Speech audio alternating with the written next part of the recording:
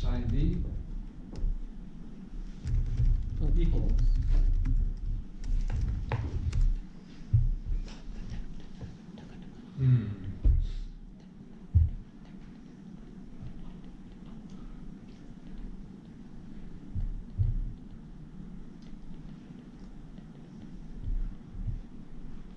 So how's this equation coming out?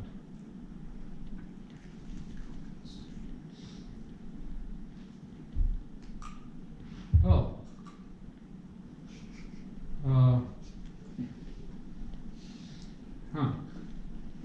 So this is equal to this is equal to that. So if I had that this were something good, what would that something good be? Well, how about I divide both sides of this by AB? So S over AB. You see why that would be handy? Because I want to end up with, where's my goal here? I forgot. The top one right there. Oh, here, right, show that, right, okay. So I want this factor of AB, right?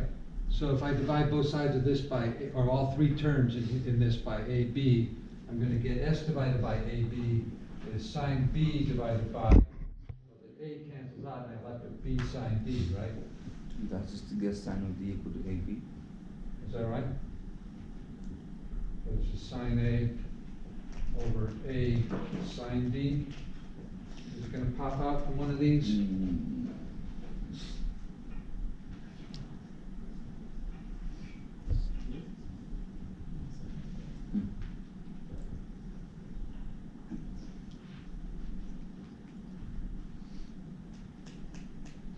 I don't know what I'm looking at anymore.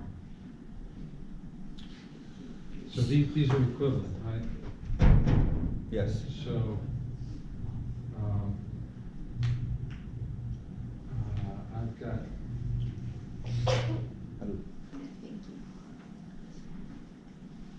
so for it's sine D, huh? So B over sine B. Sine D. Okay, so yeah, so if I multiply, let's multiply both sides by sine D. Yeah, okay, then we're there. Phew. So, yeah, you see, so S times sine D over AB is equal to sine B over, I mean, I probably did this in a way that's not ideal, but there it is. Sine B over B, right? This is sine A over A. And so there's, for this I can substitute, so this equation here, there's two ways I can get it, right? I can either substitute for sine B over B, I can substitute this, or for sine A over A, I can substitute the same thing. So either way, I'm going to get what I want, Yeah. which is Oh, that's right. You have an enormous times sine D over AB is equal to 2 times cosine X sine D over A plus B. Divide both sides by sine D, multiply both sides by AB, and you got 2AB cosine X over A plus B. Is that a nice expression for us? I think it is. Right, because it's saying, you know, look, take the sum of these two sides. Well, take the product of these two sides, multiply by the cosine of this angle, and divide it by That's what you the have sum to of do. these two sides. And you've got sort of a weighted average somehow To either of find A the and B angle or a side. equal to reciprocal of that. Yeah, that's it. Yeah, so Yeah, whenever but the it side- works, right? So we're good. How about the one with the folded paper? Any questions about this one before? Yeah. Yeah, so it started off based off those formulas Yeah. right there. So I just wrote down everything I could about law of sines, because that's what they hint, because it's probably a good hint. And then we worked off based on what we had, right? Yeah, so then I solved this equation for C, I solved this equation for D in terms of sine X and sine D, I guess, right? Yeah. And then here I use the double angle identity, right? And D plus C is the side opposite 2X, so that works. And so, yeah. So then I substitute, I've got C plus D, I substitute for C and D down here, and then simplify what I get this. And I show that these ratios, either one, if you substitute in terms of S and AB, you get something that you divide it through by sine D, which doesn't come into the picture then, right? So the only trig function is the cosine of X, which, you know, probably my original approach would have worked too, right? Somehow, that's going to be S cosine X here, right? Yeah. And yeah.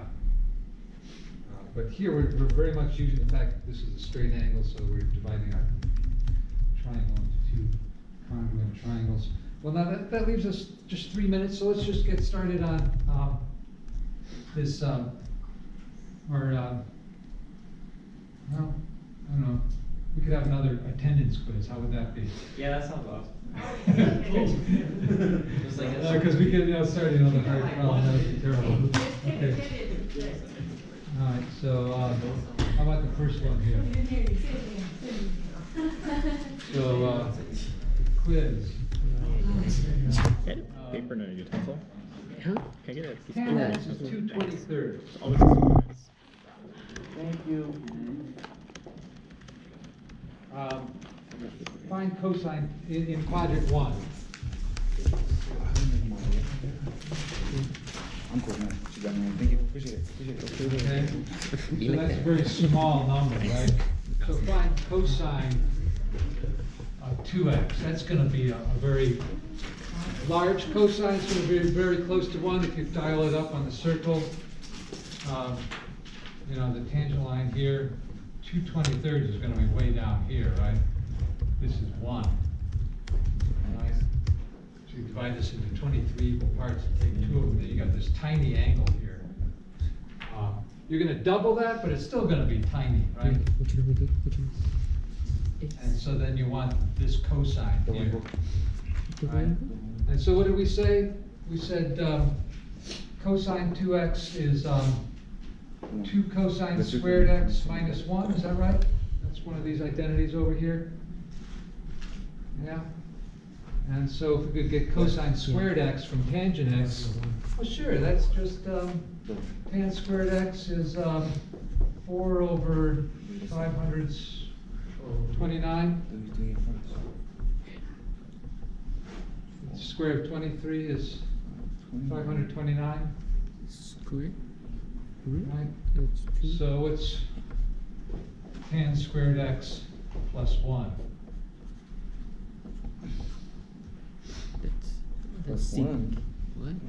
Yeah. Plus 1. Is that Secant squared? Secant squared. Yeah. Yeah, it's going to be secant Secant squared. Yeah. What's that going to be here? We'll just add 1 to this. 529. Yeah, dude. Yeah, No, I don't know, but I was so confused. yeah. Like, what?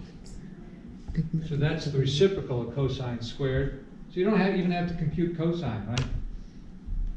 Just compute cosine squared and plug it in there. You're done.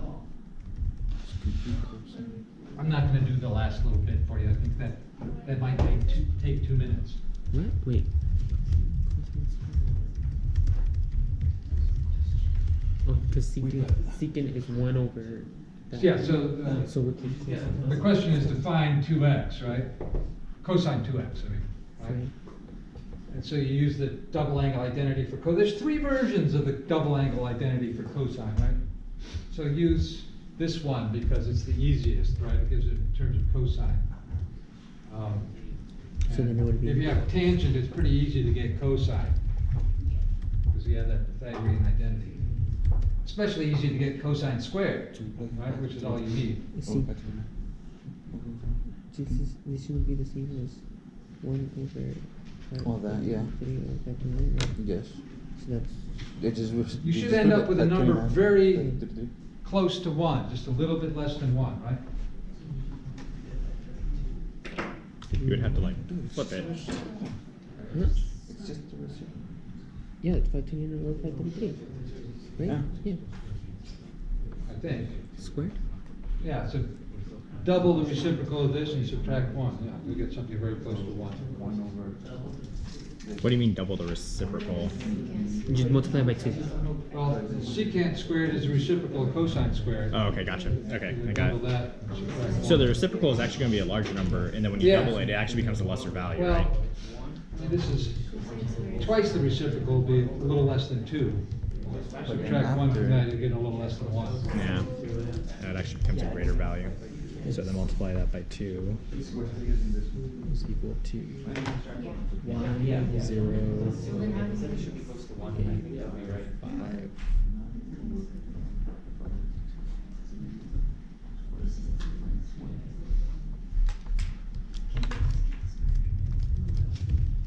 So John Beresford, John Beresford,